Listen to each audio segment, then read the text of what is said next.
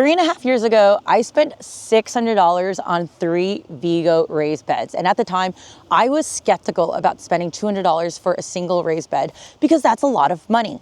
But I had no choice because we had just moved here, didn't have time to make our own beds, and I wanted to get the season started. So I took the plunge and bought those 3 beds. Today, these beds have held up incredibly well against the New Jersey weather. So that includes snowstorms, blizzards, tropical storms, and of course the general wear and tear from the erosion that you get from wind and all of the outdoor elements. But more importantly, raised beds have actually made me reconsider how I farm with certain flower crops. So in this video, I'm going to talk about what I learned in the past 3 years and why I'm going to be setting up more Vego beds. So if you're new to my channel, my name is Jessie, and I typically focus my videos on the business side of things. So let's start with the business economics of whether or not it makes sense to build or to buy beds. Now, I think it's going to be completely dependent on your situation. For example, do you have something like a pickup truck where you can haul lumber relatively easily? Do you have tools that you already have, like a saw, hammer, nails, like those minimum things that you need in order to make a raised bed? But if you take a step back and think about the cost of lumber, even though we are in post-COVID times where lumber costs have gone down, if you want to build a bed that's going to last you for a decent amount of time, we'll call it like up to 10 years, you need to invest in good wood like cedar. So in 2020, when we were still living in our townhouse and I started getting into gardening, we actually built this cedar raised, I'll call it container pot, because it's not really a bed, but this cost us $110 to build. Now, granted, it was at a time when lumber prices were sky high, but prices today for things like cedar are still not cheap. So if you have scrap wood lying around, that's a different story, but you need to have the expectation that it might rot and you might need to replace it years out. So with a steel bed like this is rated to last for about 20 years. This is basically called alu zinc, which is a steel product that is coated with aluminum, zinc, and silicone. And this is the same type of product that you might find in roofing, as well as exterior sheathing in some things like a pole barn. And so it is really built to resist the elements, to resist rust, as well as corrosion. And these beds, particularly, including most other raised bed brands, are rated to be food safe. So if you wanted to plant things like vegetables, that would be completely safe.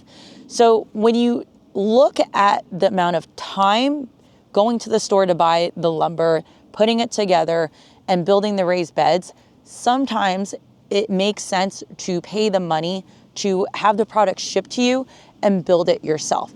I timed myself when I built the last round of beds, and it took roughly about 45 minutes to an hour per bed. I think I could get that down in terms of efficiency, but I didn't need any extra equipment or materials.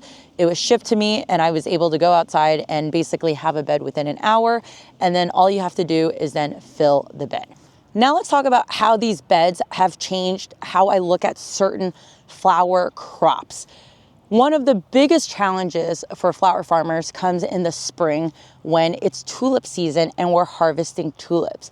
For those of you who have done it before, you'll know that field-grown tulips are typically a pain in the butt to process because we need to harvest with the full stem, including the bulb. And one of the top questions I typically get is, why would you throw away the bulb because it's so expensive? Why wouldn't you keep it allowed to perennialize? And the answer is that in order for us to have long enough stems for cut flowers, we need to pull out the whole stem and therefore the leaves. And so yes, the bulb can eventually regenerate, but it typically takes years. And when you're in a limited space like this, you don't have years to wait. So therefore, we need to pull out the whole bulb. And when you pull out the full bulb in a time of year where it's typically rainy, muddy, you get a lot of dirt onto that stem. And we spend a lot of time washing or processing the dirt off of those stems. The first year when I did this, not only did it take forever for me to process, but I had actually just given birth a few weeks ago through C-section. So I said to myself, never again. I need to figure out a way to make this work for myself. So enter the raised bed because I had learned about no-dig tulips, which was basically planting tulips in a raised bed and putting compost on top. So that way, if you have compacted soil like where I do here, it's very clayish, you don't have to deal with soil sticking to the stems. I did that, but I felt like I was still spending time processing the stems. There was still too much dirt on the stems. So then what I did in my third year was I said, all right, how can I leverage the fact that I have such a tall raised bed over here? This is 17 inches, and make it such that I can minimize the amount of dirt on there. So what I did was I dumped in the crate of bulbs. You can fit a little bit over 1,000 bulbs or more than 2 crates into one of these beds over here. And I covered it with a thin layer of topsoil, and then I dumped a bunch of fall leaves on top. Here we are picking up fall leaves anyway, so it wasn't a lot of extra effort to put those leaves on top. The leaves help with insulation. They help make sure that the bulbs don't go through this freeze-thaw process, because that's what leads to bulbs rotting. If you've ever tried to plant tulips in a smaller pot outside, you might find that a lot of those bulbs end up rotting because of this freeze-thaw cycle. And what you want to do is you want to prevent that from happening. So the bigger the type of space you have, the deeper you're able to plant that bulb, the more you're able to mitigate that from happening. So because I had the depth of such a high raised bed, I was able to layer on a lot of leaves, and the result was that it worked. I was able to effortlessly lift tulips, including the whole bulb, out in the spring, spend a minimal amount of time processing. I barely washed any tulips with the hose and was able to have a much expedited process, which led to higher profitability for my field grown tulips. So if you have clay soil or you really struggle with the amount of time that you're spending during the post-harvest phase of tulips, this is a method that you might want to consider. But now let's take that concept to the next level, because even though it was great to get a massive amount of tulips in a small space with limited effort, I wanted to get more out of the small space. So I thought to myself, why can't I implement something that landscapers do, which is called lasagna planting in a raised bed, since I have the height to do so. So what I did was one summer I planted lilies, and I didn't fill the raised bed to the top. I filled it probably about a quarter of the way, planted those lily bulbs, and allowed those to bloom. I got a harvest in the fall. I allowed those leaves to synthesize. I allowed those stems to re-photosynthesize so that they could send energy back into the bulb. And then when it was time to plant tulips, I put another layer of soil on top, planted the bulbs like I just said with another thin layer of soil on top of that, leaves on top of that, and then waited for the spring. What happened was I got the tulips out, was able to lift them up effortlessly, and then I had lilies growing not so far behind them. And what I found was two things. One was a much faster time to maturity for those lilies, because some of those lilies were already starting to peak up when the tulips were near maturity. And what that meant was that even during the times at night when we were hitting frost, those lily leaves were getting protected under the canopy of those tulip leaves and allowing it to still have somewhat of a warm and hospitable environment to grow. So it was a much faster time to maturity. But two, I was able to get more out of a single space quickly because of that fast turnover. So if you think about planting about 1,000 or more tulips in this raised bed area, followed by having a few hundred lilies, that's a lot of productivity in a really, really small space. So many of us flower farm on a relatively small space. Even though I have 3 acres on my property, I only flower farm on a 40 by 90 foot space. The less space I have to flower farm, the less weeds I have to pull, the less maintenance I have to do.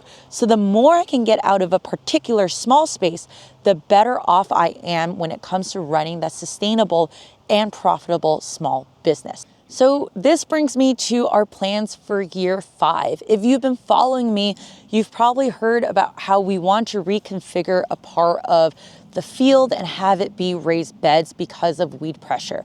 Now, weed pressure today is a lot better than when it was in year 2 and even year 3 because we follow the no-till method. But nevertheless, we still have weeds, and weeds are typically at an all-time high during the months of July and August. Where I find there to be basically non-existent weed pressure is in the areas where I have raised beds, but not just any kinds of raised beds. It's in the areas where I have really tall raised beds, because obviously having all of that soil makes it really hard for the weeds on the bottom to grow up, even if they are aggressive weeds. So we want to implement that through more of the space. Again, we sat through this debate. Do we make our own beds or do we get them? And so that's why when Vego reached out to me asking if I wanted a partner, I immediately said yes, because for me, the calculation today still weighs in favor of buying raised beds, just because of all the time, the labor, and the effort. The other thing about these raised beds is that they've actually moved through various locations here. When we first moved here, they were actually completely off the field, closer to our house, because we were getting this area prepped to be the field. This used to be just all grass. So over time, we ended up migrating some of the raised beds over. And as I started learning more about the microclimates, as well as certain sloped areas and where water would accumulate, I've started moving the beds to the areas where it's harder for me to grow in the area because water pools. But in a raised bed setting, it's different because it's raised enough for that water pooling not to be an issue. So I like the ability for these beds to be transient. And again, like when I moved these beds after 3 years, no warping, really no issues. They looked like that they were in the same shape as they were 3.5 years ago when I first built them. Just a little bit dirtier, of course, because they had dirt inside of them. So we're gonna be putting up another 2 more of these raised beds. We are also gonna be putting some vegetables in there. And one of the other beds, we're gonna be overwintering some ranunculus. If you are someone who just doesn't wanna deal with a lot of extra equipment that you need to figure out how to make or manage, Vego has sets where you can literally put up a frost system, insect netting over the raised bed itself and make it easier for you to cover and uncover. So I see there being a lot of utilization in these raised beds going forward between flower production as well as for our own homegrown vegetables. The other thing that we've been dealing with is a groundhog. Now that the temporary deer fence has come off within this field, we've seen a groundhog eat some of the stuff in the rows. So I'm also hoping that a raised bed will potentially help deter the groundhog from going into those areas and perhaps diverting the groundhog to other areas of the field where it's lower hanging fruit for them to be able to eat from. This time of year is the busiest. A bunch of us are racing to get tulips into the ground, other spring bulbs in the ground, overwintering corms. So if you are someone who doesn't yet have a plan for overwintering, you want to try something like the lasagna method, or you want to try the no-dig tulip method, and you want to do it through raised beds, but you don't have time to build it, I do have a code from Vego Bed for $10 off. You might also be able to catch them at a time when they have another sale, combine it with the $10 off code, and get the bed shipped to you basically within a few days, build it within an hour, and then be able to plant in it. So right now we've got wood chips in these beds. We're gonna be putting compost on top, and then I'm gonna be overwintering some ranunculus, anemone corms, as well as some vegetables in there, and I can't wait to get started. So Vego Bed, thank you so much for your partnership with me, and I can't wait to have a wonderful and bountiful 2026 season.